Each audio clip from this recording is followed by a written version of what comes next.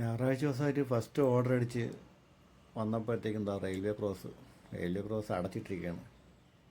പിന്നെ അവിടെ വെയിറ്റ് ചെയ്താലേ പറ്റുള്ളൂ.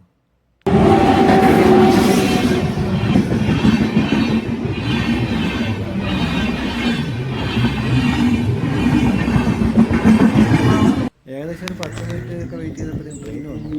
അടുത്ത ഓർഡറിൻ്റെ ലൊക്കേഷനിലെത്തി, കസ്റ്റമറിൻ്റെ ലൊക്കേഷനിലെത്തി.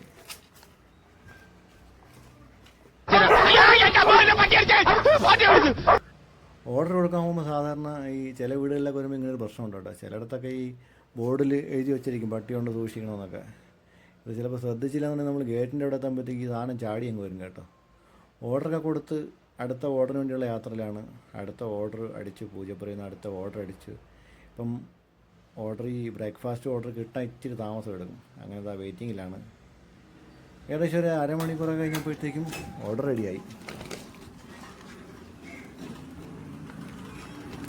അരമണിക്കൂർ കഴിഞ്ഞ് ഓർഡർ റെഡിയാക്കി തന്നു.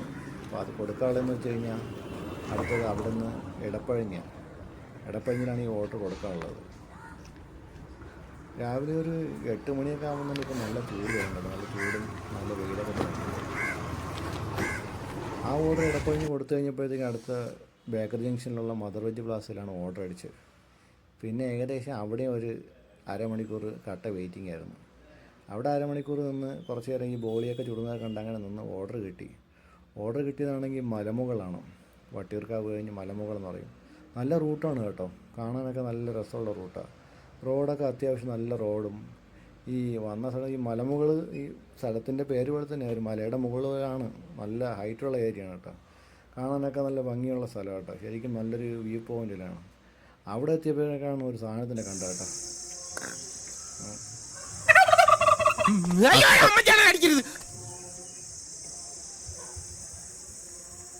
ആശാൻ അങ്ങനെ അവിടെ നിൽക്കുകയാണ്. ഞാനങ്ങനെ കൗതുകത്തോടെ നിൽക്കുകയാണ്. അത് കഴിഞ്ഞ് അടുത്ത ഓർഡർ വട്ടിയൂർക്കാവുന്ന അടിച്ച് ഏകദേശം ഒരു 12 കിലോമീറ്റർ വരും.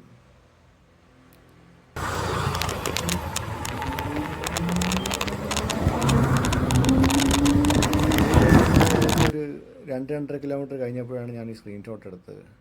അവിടെ നിന്ന് വെള്ളനാടാണ്. ഞായറാഴ്ച ദിവസമായിട്ട് കിട്ടിയ ഓർഡറുകളെല്ലാം മിക്കതും രാവിലെ ലോങ് ഓർഡറാണ്. ഈ ലോങ് ഓർഡർ അടിച്ചെന്ന് വെച്ച് കഴിഞ്ഞാൽ ഇത് പോയിട്ട് തിരിച്ച് ഈ ബ്രേക്ക്ഫാസ്റ്റിൻ്റെ സമയത്തൊക്കെ തിരിച്ച് സിറ്റിയിലെത്തിയാൽ മാത്രമേ ഓർഡർ അടിക്കത്തുള്ളൂ. പുളിയറക്കോണം വഴിയാണ് ഈ വെള്ളനാടേക്ക് പോയത് കേട്ടോ.